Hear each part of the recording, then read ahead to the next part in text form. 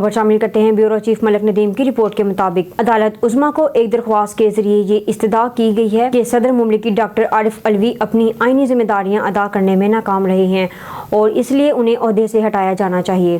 آئین کے آرٹیکل 3-184 کے تحت غلام مرتضیٰ خان کی جانب سے دائر کی گئی درخواست میں صدر، ان کے سیکرٹری اور وزارت قانون و انصاف کو مدعو علیہ کے طور پہ نامزد کیا گیا۔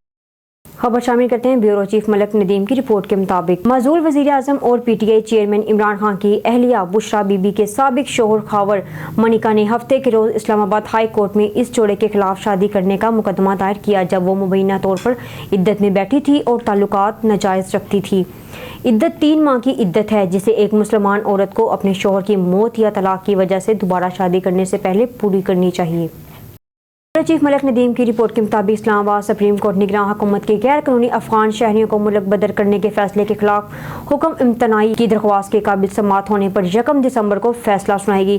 جسٹس سردار طارق مسعود کی سربراہی میں جسٹس یحییٰ افریدی اور جسٹس عائشہ ملک پر مشتمل بینچ پیپلز پارٹی کے سابق سینئر فرحت اللہ بابر کی جانب سے اپنے وکیل عمر اجاز کیلانی کے ذریعے دائر درخواست پر سماعت کرے گا۔ 20 نومبر کو جسٹس یحییٰ افریدی نے چیمبر میں سماعت کے دوران عدالت کے رجسٹرار کی جانب سے درخواست کو قبول کرنے سے انکار کے خلاف اپیل نپٹانے کا حکم دے دیا۔ خبر شامل کرتے ہیں اسلام آباد سے۔ بیورو چیف ملک ندیم کی رپورٹ کے مطابق اعلیٰ عدلیہ کا کردار 8 فروری 2024 کو ہونے والے آئندہ عام انتخابات کے انعقاد کے ساتھ ساتھ 2 سابق وزرائے اعظم نواز شریف اور عمران خان کی ان کے مقابلے کے لیے اہلیت کا فیصلہ کرنے میں بھی اہم ہوگا۔ 25 جولائی 2018 کو ہونے والے گزشتہ عام انتخابات سے قبل سابق چیف جسٹس آف پاکستان میاں ثاقب نثار کی سربراہی میں اعلیٰ عدلیہ نے نواز شریف کو پارلیمانی سیاست سے بے دخل کر دیا تھا اور عمران خان کو صادق اور امین قرار دے دیا تھا۔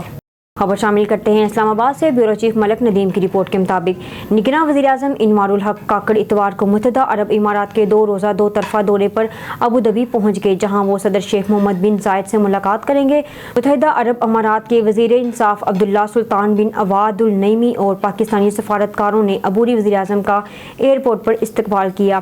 آپ نے 26-28 نومبر کے دورے کے دوران وزیر اعظم تمام شعبوں میں 2 طرفہ تعلقات پر تبادلہ خیال کریں گے۔ اب تک کے لیے اتنا ہی۔ مزید خبریں اور اپڈیٹس دیکھنے کے لیے دیکھتے رہیے اون نیوز۔